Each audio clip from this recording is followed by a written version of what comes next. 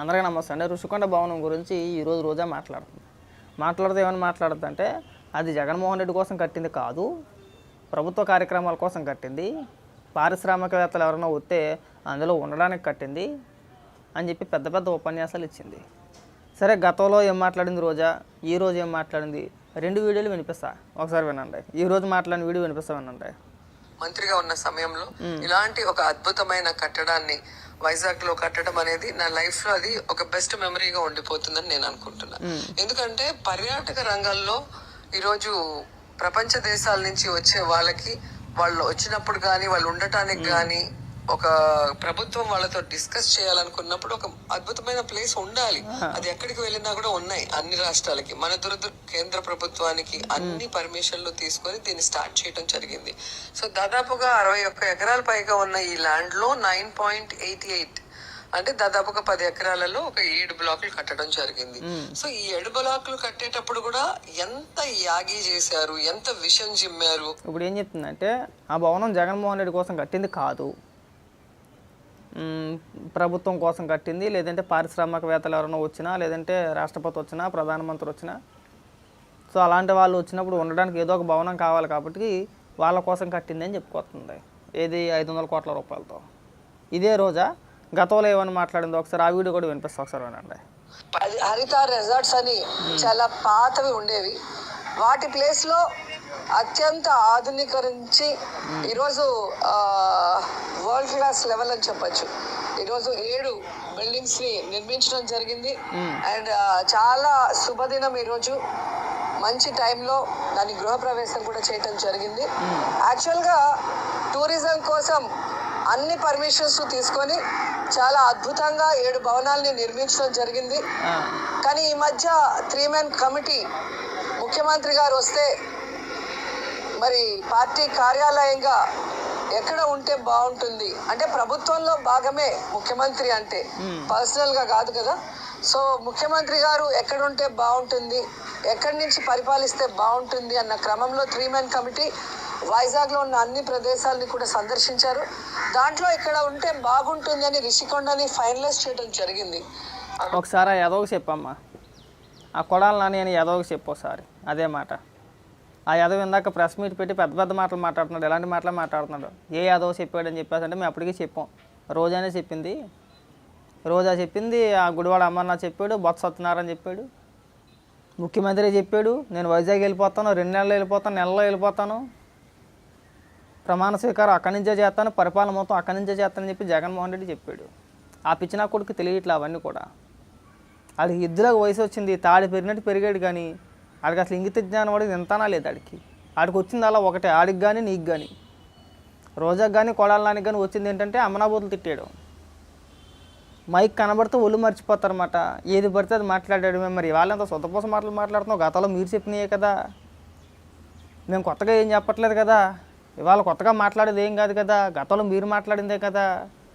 ఆ రోజు మీరు ఒళ్ళు కొవ్వెక్కి మాట్లాడారు, 175కి 175 మేము వచ్చేస్తాం, ఆల్రెడీ 150 సీట్లు ఇచ్చేసారు కదా మాకు, ఓ 10-15 పోయినా సరే మళ్ళీ మనమే అధికారంలోకి వచ్చేస్తాం, మనం ఎంతైనా కట్టేసుకోవచ్చులే, ఈ భవనం మనకేం చెప్పేద్దాం, ఎవడేం పీకుతాలే అని చెప్పేసి అని భ్రమలో బతికేశారు ఆ రోజున. ఇవాళ మళ్ళీ గొక్కెట్టి ఎడుతున్నారు కుక్కేడుపులు. ఎవడన్నాడో అన్న యాదవ్ ఎవడని చెప్పేసి అని, ఆ పొరంబోకి ఎదకు చెప్పు, లేదంటే నిన్నే అంటున్నాడు ఎదవ అని చెప్పేసి అని. కొడాలి నాని అనే వ్యక్తి రోజంతా ఎడుతున్నాడు ఎదవ అని చెప్పేసి అని, సిగ్గు కూడాను.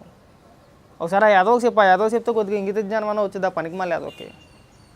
నోరేసుకొని పడిపోతున్నాడు ఏదో కుక్కలాగా. ఎన్నిసార్లు చెప్పినా బుద్ధి జ్ఞానం రాదు, ఆడికి రాదు నీకు రాదు. రోజా కూడా సిగ్గు శరం అనేది లేదు. గతంలో నువ్వు చెప్పిందే కదా, మరి వాళ్ళ మాట మారుతాను సిగ్గు అనిపించట్లేదా, మళ్ళీ పెద్ద పెద్ద పాఠాలు చెప్తున్నాయి ఇక్కడికి వచ్చి ఇందాకేదో మాట్లాడుతూ. ఈవీఎం ట్యాంపరింగ్ అంటది, లేదంటే ఇంకో రకం అంటది, 40% ఓటింగ్ అంటది. అది ఇది ఆడదాం ఆంధ్ర బడ్జెట్ 120 కోట్లు అంటే 120 కోట్లు అయితే 100 కోట్లు అని చెప్తుంది. అందులో నువ్వు ఖచ్చితంగా ఎలాగ చేయగలుగుతావు 100%. ఆడదాం ఆంధ్ర అని ఏదైతే మీరు కార్యక్రమం చేశారో ఖచ్చితంగా అందులో డబ్బులు తినేసో ఆడదాం ఆంధ్ర అని చెప్పేసి అని ఖచ్చితంగా ఆ కేసులో నువ్వు నొక్కేసింది ఎంత ఉందో అంతా నీ చేతకు ఎక్కిస్తారు, నువ్వు ఖచ్చితంగా జైలుకి వెళ్తావు, అందులో ఎలాంటి సందేహం లేదు. ఆల్రెడీ కేసులు కూడా బుక్ అయినాయి కదా నీపైన బైరెడ్డి సిద్ధార్థ రెడ్డి పైన ఆల్రెడీ కేసులు బుక్ అయినాయి. ఒక 2-3 రోజులు ఓపిక పట్టండి, ముందుంది ముసలి పండుగ, ఈ అసెంబ్లీ సెషన్ ఏదైతే ఉందో, ఈ ప్రమాణ స్వీకారాలు ఏవైతే ఉన్నాయో ఇవన్నీ అయిపోగానే ముందు మీ పనే పడతారు. ఆ రోజు గుక్కెట్టి ఆడాలి మనం అంతా కూడా. ఆ రోజు తెలుసుద్ది 100 కోట్ల 120 కోట్ల అనేది ఆ రోజు తెలుసుద్ది. ఎంత కేటాయించారు, ఎంత ఖర్చు పెట్టారు, ఎక్కడెక్కడ ఎంత ఖర్చు పెట్టారు, ఎంత నొక్కేశారు. దాంతోపాటు తిరుపతి కూడా ఒకటి ఉంది మనకి. తిరుపతి స్కామ్ ఒకటి ఉంది మనకి.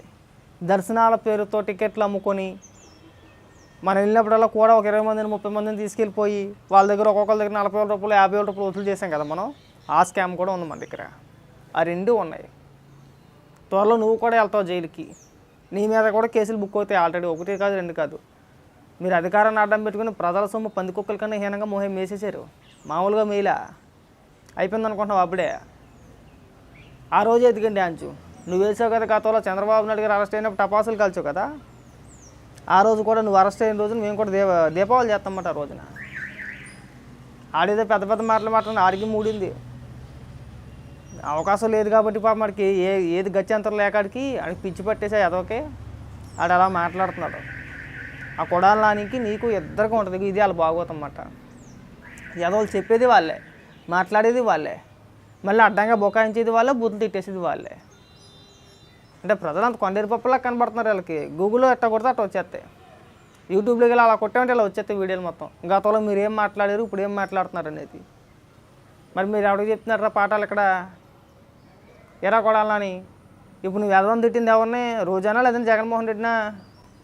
నాకు తెలిసి జగన్మోహన్ రెడ్డిని అనుకుంటున్నా.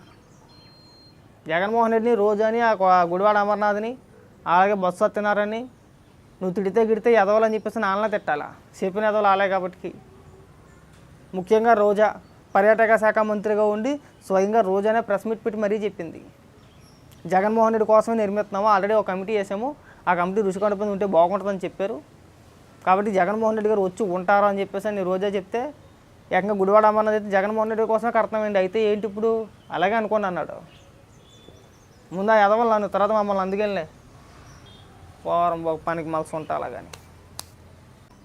నాకు తెలిసి జగన్మోహన్ రెడ్డిని అనుకుంటున్నా. జగన్మోహన్ రెడ్డిని, రోజాని, ఆ గుడివాడ అమర్నాథ్ని, అలాగే బొత్స సత్యనారాయణని నువ్వు తిడితే గిడితే ఎదవాలని చెప్పేసి నాన్నలా తిట్టాలా? చెప్పిన ఎదవలు ఆలే కాబట్టి. ముఖ్యంగా రోజా పర్యాటక శాఖ మంత్రిగా ఉండి స్వయంగా రోజానే ప్రెస్ మీట్ పెట్టి మరీ చెప్పింది, జగన్మోహన్ రెడ్డి కోసమే నిర్మిస్తున్నాము, ఆల్రెడీ ఒక కమిటీ వేసాము, ఆ కమిటీ రుచి కడుపుని ఉంటే బాగుంటుందని చెప్పారు. కాబట్టి జగన్మోహన్ రెడ్డి గారు వచ్చి ఉంటారు అని చెప్పేసి అని రోజా చెప్తే ఏకంగా గుడివాడ అమర్నాథ్ అయితే జగన్మోహన్ రెడ్డి కోసమే కడతామండి, అయితే ఏంటి ఇప్పుడు అలాగే అనుకోండి అన్నాడు. ముందు ఆ ఎదవలు నన్ను, తర్వాత మమ్మల్ని అందుకెళ్ళే పోరం పనికి మలసి ఉంటా అలాగా. అందుకెళ్ళే పోరం పనికి మలసి ఉంటా అలాగని. నాకు తెలిసి జగన్మోహన్ రెడ్డిని అనుకుంటున్నా. జగన్మోహన్ రెడ్డిని, రోజాని, ఆ గుడివాడ అమర్నాథ్ని, అలాగే బొత్స సత్యనారాయణని నువ్వు తిడితే గిడితే ఎదవాలని చెప్పేసి నాన్నలా తిట్టాలా? చెప్పిన ఎదవలు ఆలే కాబట్టి. ముఖ్యంగా రోజా పర్యాటక శాఖ మంత్రిగా ఉండి స్వయంగా రోజానే ప్రెస్ మీట్ పెట్టి మరీ చెప్పింది, జగన్మోహన్ రెడ్డి కోసమే నిర్మిస్తున్నాము, ఆల్రెడీ ఒక కమిటీ వేసాము, ఆ కమిటీ రుచి కడుపుని ఉంటే బాగుంటుందని చెప్పారు. కాబట్టి జగన్మోహన్ రెడ్డి గారు వచ్చి ఉంటారు అని చెప్పేసి అని రోజా చెప్తే ఏకంగా గుడివాడ అమర్నాథ్ అయితే జగన్మోహన్ రెడ్డి కోసమే కడతామండి, అయితే ఏంటి ఇప్పుడు అలాగే అనుకోండి అన్నాడు. ముందు ఆ ఎదవలు నన్ను, తర్వాత మమ్మల్ని అందుకెళ్ళే పోరం పనికి మలసి ఉంటా అలాగని.